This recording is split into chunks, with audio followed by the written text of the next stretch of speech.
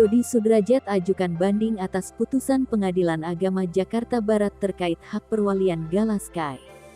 Faisal mengaku tak habis pikir dengan sang besan. Menanggapi banding yang diajukan Dodi, Faisal mengaku tak habis pikir. Faisal heran mengapa Dodi begitu kukuh ingin mendapatkan hak perwalian Gala. Mertua Vanessa Angel itu penasaran apa yang bakal diberikan Dodi kepada sang cucu. Faisal kemudian menyinggung soal kondisi finansial sekaligus rumah tangga Dodi Sudrajat.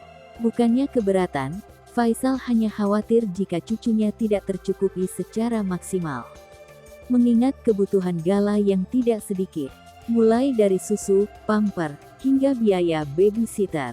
Terkait isu membatasi Dodi bertemu Gala, Faisal membantah. Ia menegaskan tak pernah mempersulit pertemuan mereka.